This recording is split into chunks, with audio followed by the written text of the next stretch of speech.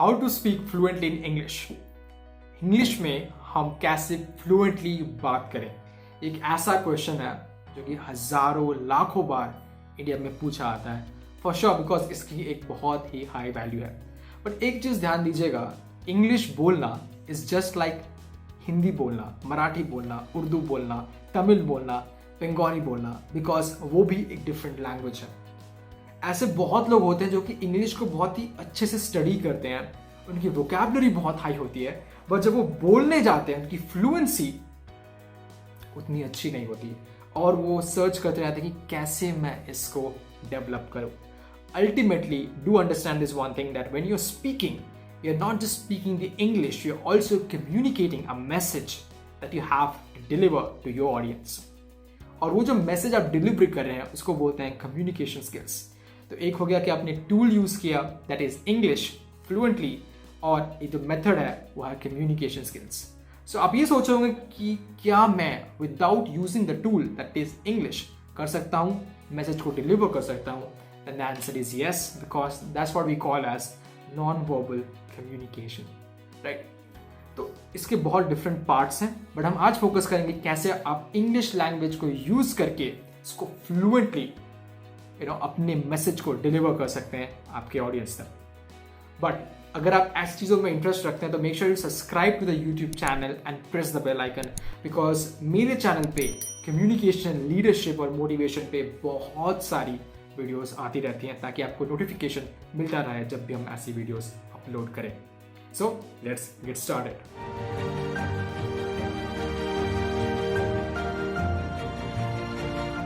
The simple reason why we are not able to speak fluently in English, though we can write it, we know the grammars, we know the rules, we know the vocabulary, but still we are not able to speak fluently in English, is that we think in our mother tongue or our first language and then translate that into English, into words, and then form a sentence in order to deliver the message. और तब तक बहुत देर हो जाती है, आपका जो flow है वो ब्रेक हो जाता है, बिकॉज ऑफ विच आपका जो कॉन्फिडेंस लेवल है वो लो हो जाता है। और ये एक सीरियस प्रॉब्लम है जो कि लोग फेस कर रहे हैं।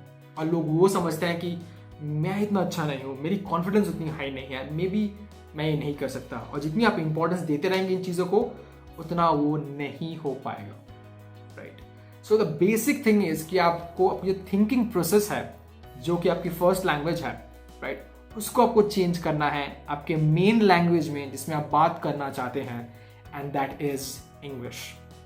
अगर अभी मैं हिंदी में बात कर रहा हूं तो मैं सोच हिंदी में रहा हूं।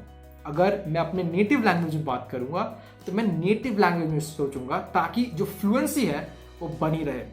But the moment I think in English and then I want to speak in Bengali, speak in Odia, speak in Tamil, Telugu, in Hindi, then it's not going to happen because I am breaking the flow, right?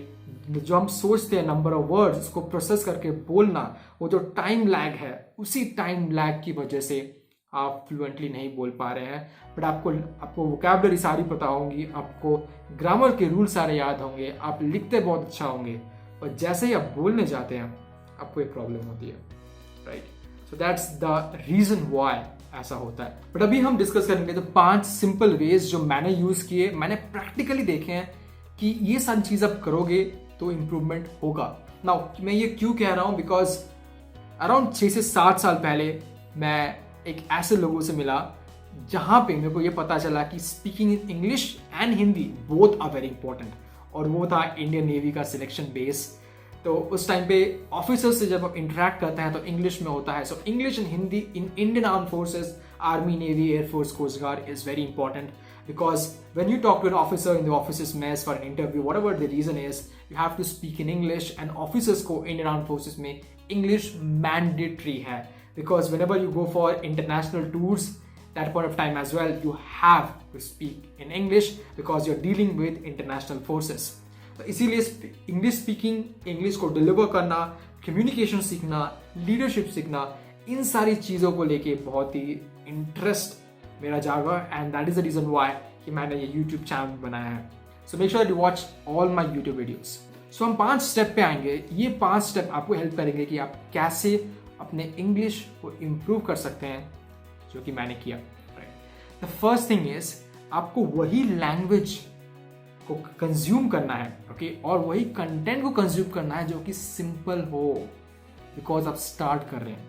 कभी कभी ऐसा होता है कि हम consume करते हैं content in forms of videos, in forms of articles, photos. जो फोटोज के नीचे लिखे होते हैं वो समटाइम्स इतने कॉम्प्लिकेटेड होते हैं और इतने थॉट प्रोवोकिंग होते हैं कि आप उसको सोचने में लग जाते हैं। आप सोचते हैं कि इसको कैसे हम इंग्लिश में कन्वर्ट करेंगे, और जैसे आप वो फ्रेज सेंटेंस बोलने जाते हैं तो वो नहीं हो पाता at an instant.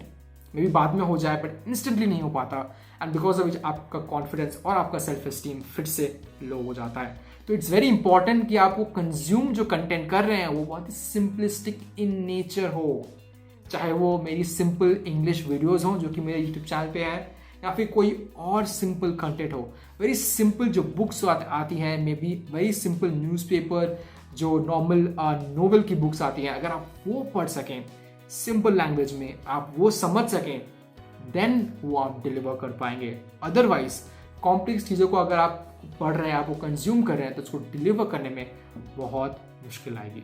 So that's the first step.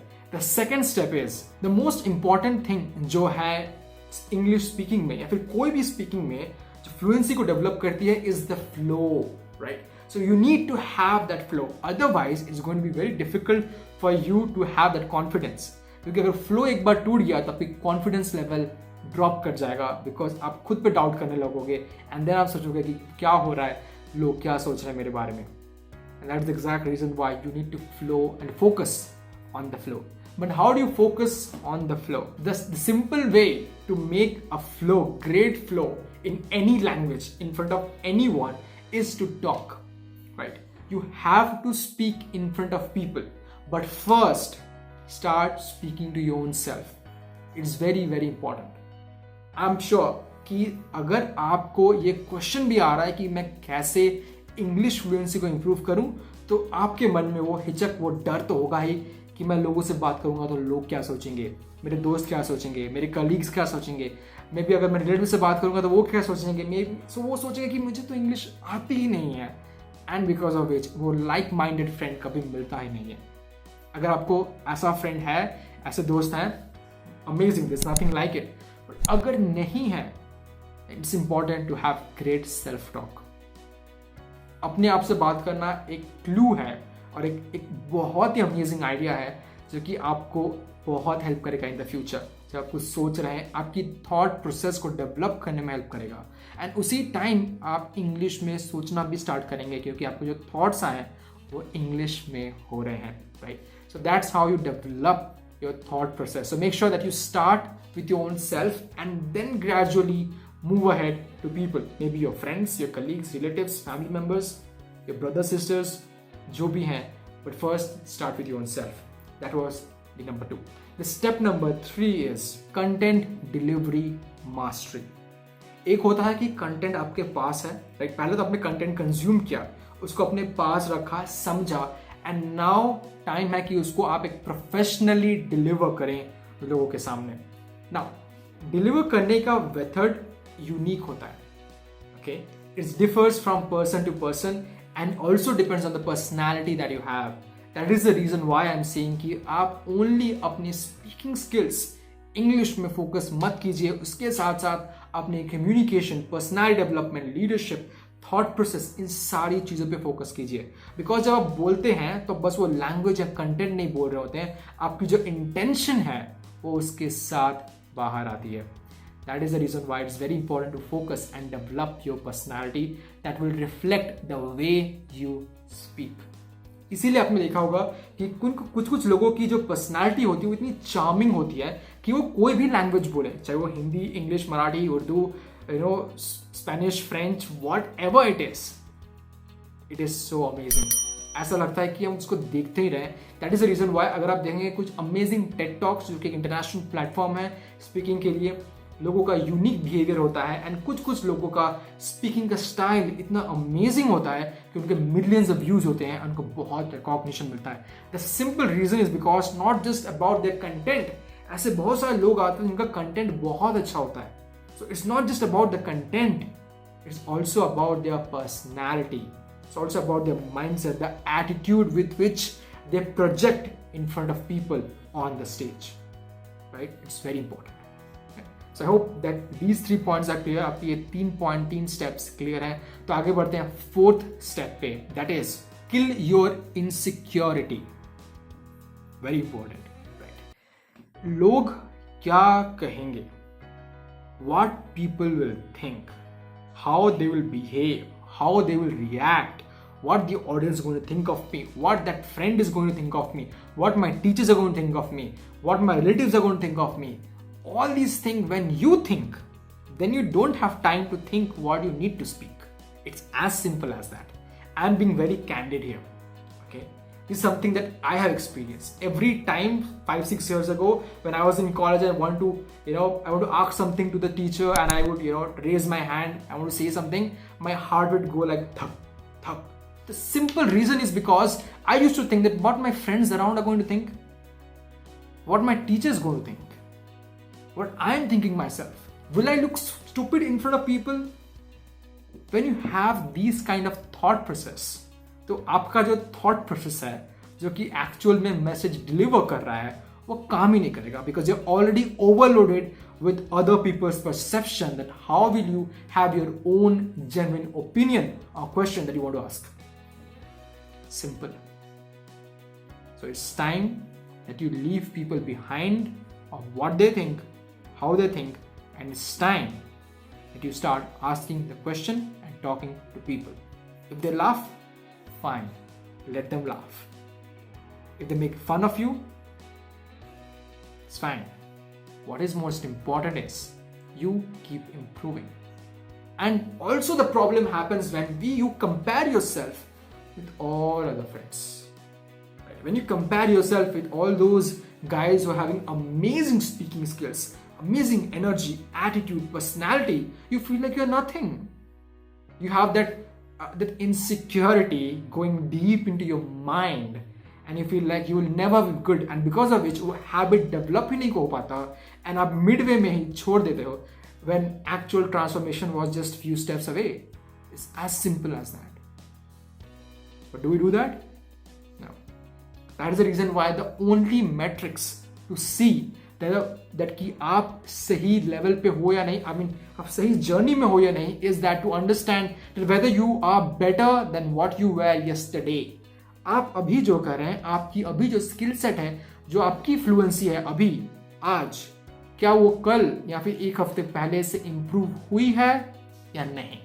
As simple as that, right? I hope you understand that. So let's go to the 5th step.